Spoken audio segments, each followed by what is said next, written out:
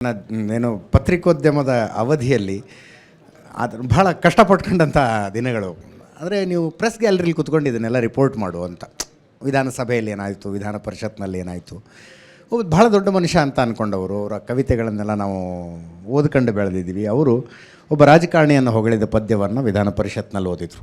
ಅವತ್ತು ಅನಿಸಿತ್ತು, ಇವತ್ತು ಅನಿಸುತ್ತೆ, ಈ ಜಾಗದಲ್ಲಿ ಕೃಷ್ಣೇಗೌಡರು ಯಾಕಿರೋದಿಲ್ಲ ಅಂತ. ಯಾಕೆ ನಿಮಗೇನು ರಾಜಕಾರಣ ಆಸಕ್ತಿ ಇಲ್ವಾ? ಅಥವಾ ನನಗೆ ಸುದ್ದಿಗಳು ಬಂದು 3 ಪಕ್ಷದಿಂದ ನಿಮಗೆ ಆಫರ್ ಇತ್ತು, ಕರೆದ್ರು, ಕೆಲವರು ಏನೋ ಒತ್ತಾಯ ಮಾಡಿ ಕರೆದ್ರು, ಕೆಲವರು ಹೆದರಿಸೋ ರೀತಿಯಲ್ಲೂ ಕೃಷ್ಣೇಗೌಡರು ನೀವು ನಮ್ಮ ಪಕ್ಷಕ್ಕೆ ಬರಲೇಬೇಕು ಅಂತ ಕರೆದಿದ್ರು ಅಂತ. ನಾನು ಅವ್ರಿಗೆ ಬಹಳ ವಿನಯದಿಂದ ಹೇಳಿದೆ. ಒಂದು 25-30 ವರ್ಷ ಹಿಂದೆ ಕರೆದಿದ್ರು ಬಂದುಬಿಡ್ತಿದ್ನೋ ಏನೋ.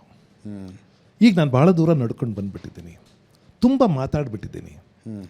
ನನ್ನ ಇಲ್ಲಿನವರೆಗಿನ ಮಾತುಗಳನ್ನೆಲ್ಲ ಜನ ಅಪ್ರಾಮಾಣಿಕವಾಗಿ ನೋಡಬಾರ್ದು. ಇದಕ್ಕೋಸ್ಕರ ಇವನು ಇಷ್ಟೆಲ್ಲ ಮಾತಾಡ್ಕೊಂಡು ಬಂದ ಕಣಯ ಅಂತ ಅನ್ನಿಸ್ಬಾರ್ದು. ಮೊದಲನೇದು.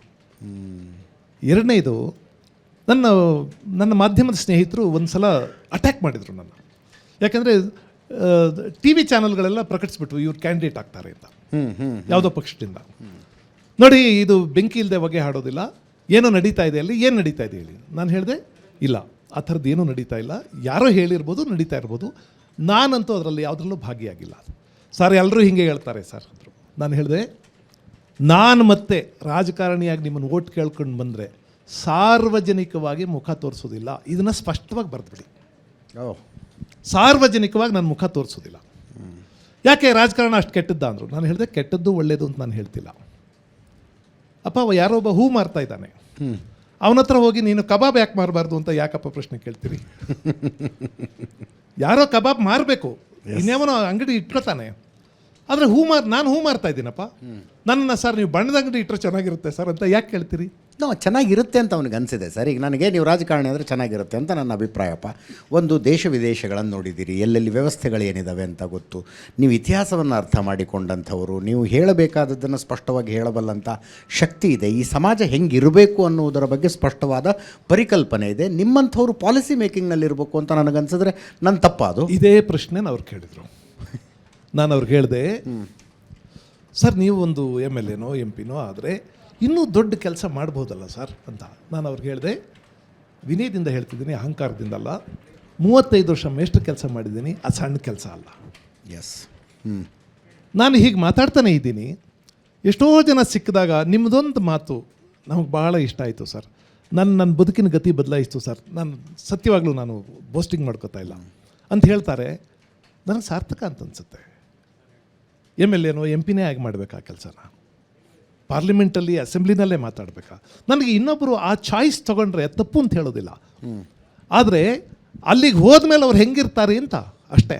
ಎಸ್. ಬಹಳ ದೊಡ್ಡ ದೊಡ್ಡ ಹೆಸರು ಮಾಡಿದವರು ಅವ್ರವ್ರ ಕ್ಷೇತ್ರದಲ್ಲಿ ಈಗ ಯಾವ್ಯಾವುದೋ ಹಂಗಿಗೆ ಸಿಕ್ಕಾಕೊಂಡು ನರಳಾಡ್ತಾ ಇರೋದನ್ನು ನೋಡ್ತಾ ಇಲ್ವ ನಾವು? ಹಂಗೆ ನೋಡಿದರೆ ತಪ್ಪು ತಿಳ್ಕೊಬೇಡಿ, ಓಟು ಕೂಡ ಹಂಗು ಸರ್. ಓಟು ಹಂಗು. ನಾನು ಯಾವುದಾದ್ರೂ ಚುನಾವಣೆಗೆ ನಿಂತ್ಕೊಂಡು ನಮ್ಮ ಜಾತಿಯವರೆಲ್ಲ ಓಟ್ ಕೊಡಿ ಅಂತ ನಾನು ಎಲ್ಲಾದರೂ ಹೋಗಿ ಮಾತಾಡಿಬಿಟ್ರೆ ಯಾರೋ ಹೇಳ್ತಾರೆ, ಸರ್ ಕೇಳಬೇಕಾಗುತ್ತೆ ಸರ್, ಹಂಗೆ ಕೇಳಿಬಿಡಿ, ಎಲ್ಲ ನಿಮ್ಮವರೇ ಸೇರ್ಕೊಂಡವರೇ ಆಯಿತಾ, ನಮ್ಮ ಜಾತಿಯವರೆಲ್ಲ ಸಪೋರ್ಟ್ ಮಾಡಬೇಕು, ನಮ್ಮ ಜಿಲ್ಲೆಯವರೆಲ್ಲ ಒಟ್ಟಾಗಿ ನಿಂತ್ಕೋಬೇಕು, ನಿಮ್ದು ಯಾವುದೇ ಪಕ್ಷ ಇರಲಿ ನಮ್ಮ ಜಾತಿ ಮುಖ್ಯ ಅಂತ ನಾನು ಮಾತಾಡಿಬಿಟ್ರೆ ಕೆರೆನ ಬಾವಿನ ನೋಡ್ಕೊಂಡಂಗೆ ಬದುಕಬೇಕಾ ಸರ್? ನಾನು ಬದುಕಬೇಕಾ ಹೇಳಿ? ನನಗೆ ಇಷ್ಟು ಸೂಕ್ಷ್ಮತೆ ಇಲ್ಲದೆ ಇರೋನು ಪಾಲಿಟಿಷಿಯನ್ ಆಗಬಾರ್ದು ಅಂತ ನನ್ನ ಆಸೆ. ಎಸ್. ಸಾರ್ವಜನಿಕವಾಗಿ ಕೆಲವು ಮಾತುಗಳನ್ನ ಆಡೋದಕ್ಕೆ ನನಗೆ ಎಷ್ಟೋ ಸಲ ರಾಜಕಾರಣಿಗಳು ಮಾತಾಡುವಾಗ ಅನಿಸುತ್ತೆ, ಯಾಕೆ ಇಷ್ಟು ಇನ್ಸೆನ್ಸಿಟಿವ್ ಆಗಿಬಿಟ್ರು, ಇದನ್ನು ಮಾತಾಡಬಾರ್ದು ಸಾರ್ವಜನಿಕವಾಗಿ ಅಂತ ಅನ್ನಿಸ್ಬೇಕಲ್ವ ಇವ್ರಿಗೆ? ಅನ್ನಿಸ್ತಾನೆ ಇಲ್ಲ. ಇತ್ತೀಚೆಗೆ ಒಬ್ಬರು ಮಾಜಿ MP ಮತ್ತು ಹಾಲಿ ಶಾಸಕರ ಮಧ್ಯದ ಈ ಮಾತಿನ ಫೈಟನ್ನು ಗಮನಿಸಿದ್ರು ಇಲ್ಲೋ ಗೊತ್ತಿಲ್ಲ. ನೋಡಿದ್ರಾ? ಸಾಕಷ್ಟು ನೋಡ್ತೀನಿ, ಆದರೆ 1-1.5 ನಿಮಿಷಕ್ಕಿಂತ ಜಾಸ್ತಿ ನೋಡೋಕ್ಕಾಗಲ್ಲ ಸರ್. ನಾವು ರಸ್ತೆಯಲ್ಲಿ ಹೋಗುವಾಗ ಯಾವ್ಯಾವುದೋ ವಾಸನೆ ಮೂಗಿಗೆ ಬಿಡಿತವೆ, ಆದರೆ ಅಲ್ಲೇ ನಿಂತ್ಕೊಳ್ಳಲ್ಲ ಅಲ್ವಾ, ಓಡೋಗ್ಬಿಡ್ತೀವಿ ಮುಂದಕ್ಕೆ, ಅಷ್ಟೇ ಮುಂದಕ್ಕೆ ಹೋಗ್ಬಿಡ್ತೀವಿ.